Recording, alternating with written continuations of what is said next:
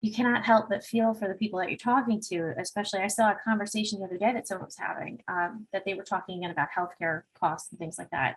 The woman that she was texting with, her husband, was struggling with cancer treatment, and they were struggling financially because of the cancer treatment.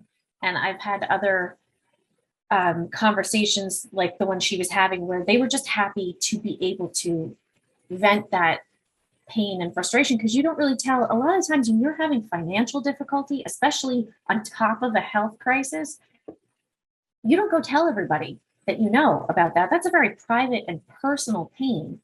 um, and I guess sometimes when there's somebody that you know that you have no idea who this person is, you will never speak to them again, they will never know who you are, where you live, what you know, all of that, there's no chance that this could go any further than just the conversation you're having.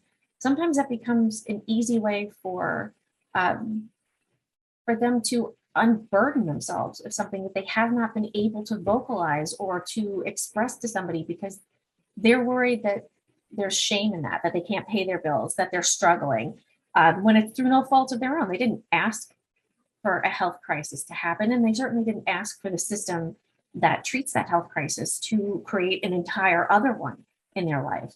Um, so the stress of that, I mean, I talked to one person who's dealing with bills from a surgery that they were going through. It was like $30,000 of bills, and we just kind of traded war stories on, me talking about what happens when you have a baby, and the amount of money it takes to bring somebody into the world.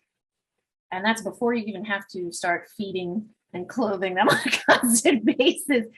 But there's a fear there, especially that you can tap into, of what are you going to do if this happens? How are you going to financially get through this? And that's, I think, where you tap into the crux of that anger and the aggression. And it's that pain point that you kind of press on, and you understand that it's not them who's to blame. They don't know who's to blame. And they're in a state where it's easier to kind of, I guess, divert them to something like, here's what you can blame. I know who you can blame.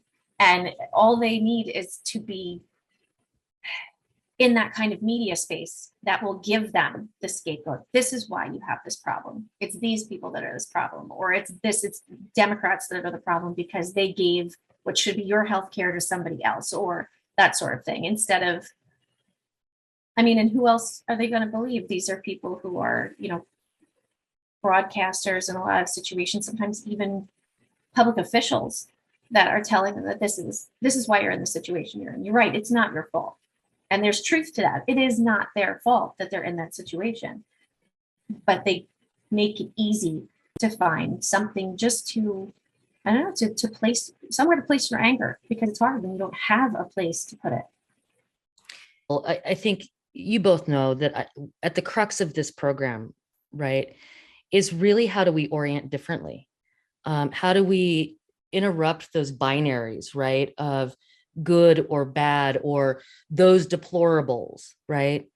And one of the big challenges, I think, is so many folks that identify with a progressive or left frame just say, hey, we're just going to organize our base and we're not going to talk to those people, right?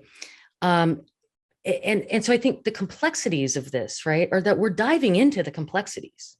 We're trying to find out what is actually motivating this and propelling people, towards this authoritarian view.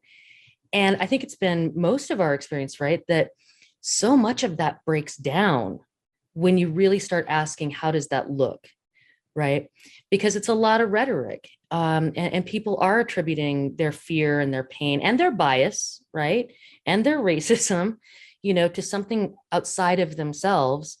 But we haven't been there as progressives. And I think that's one of the things that really marks this program, is that we're doing that work finally.